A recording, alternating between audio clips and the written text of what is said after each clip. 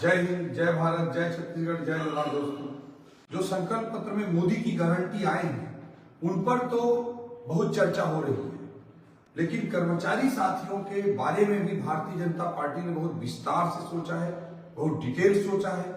उसके बारे में मैं आपके सामने कुछ महत्वपूर्ण बिंदुओं को रखना चाहता हूं।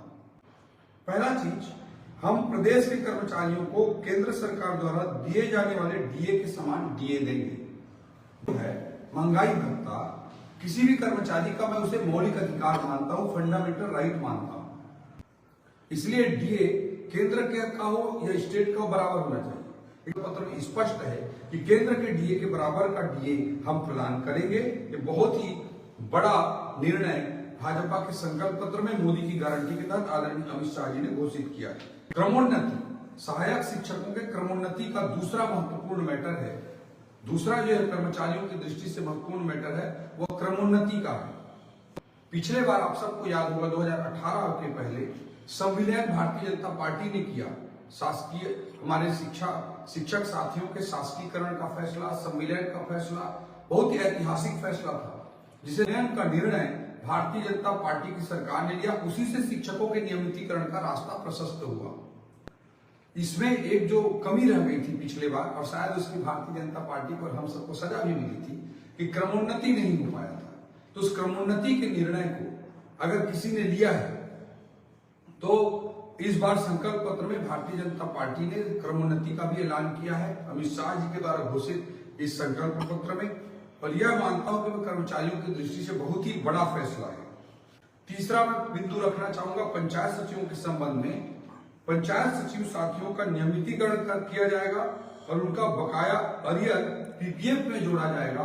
चौथा बिंदु मैं कहना चाहूंगा कि नियमितीकरण, स्थायीकरण, संविदा कर्मचारियों का, दैनिक वेतन भोगी कर्मचारियों का बहुत ही बड़ा विषय है। दोस्तों, कई साथियों ने मुझे फोन भी किया कि नियमितीकरण के मामले में क्या स्टैंड है। इसमें बहुत स्पष्ट स्टैंड है। भारतीय जनता पार्टी के मध्य प्रदेश की सरकार को आप जानते हैं, शिवराज सिंह चौहान जी वाली सरकार को, वहां तो कोई घोषणा पत्र में वादा नहीं किया गया था। फिर भी स्थायीकरण के बारे में एक अच्छा ऐतिहासिक निर्णय मध्य प्रदेश में हुआ है। इसी तरह से हरियाणा सरकार में आप जाकर देख सकते हैं, वहां भी एक बड़ा ऐतिहासिक निर्णय जो कर्मचारियों के स्थायीकरण, नियमितीकरण के संदर्भ में लिया गया है। भारतीय जनता पार्टी ही कर्मचारियों की हिमायती सरकार रही है, हमेशा कर्मचारियों का पक्ष लेती रही है। इसमें कमेटी के बारे में डिसीजन लिया गया है। कमेटी में संविदा, दैनिक वेतन भोगी कर्मचारियों को भी समिति में सम्मिलित करने की बात कही गई है। मैं आप सब लोगों को विश्वास दिलाना चाहता हूं कि स्थायीकरण का रास्ता, नियमितीकरण का रास्ता भारतीय जनता पार्टी ही प्रशस्त करेगी। और आपका ओपी चौधरी आप लोगों के इस अधिकार के लिए हमेशा संकल्पबद्ध होकर, प्रतिबद्ध होकर ये लड़ाई आप लोगों के लिए लड़ता रहेगा। पांचवा बिंदु जो है, मितानिन कर्मचारियों के मासिक मानदेय में और 50% की वृद्धि करेंगे। ये बहुत बड़ा फैसला मितानिन दीदियों के लिए हुआ है।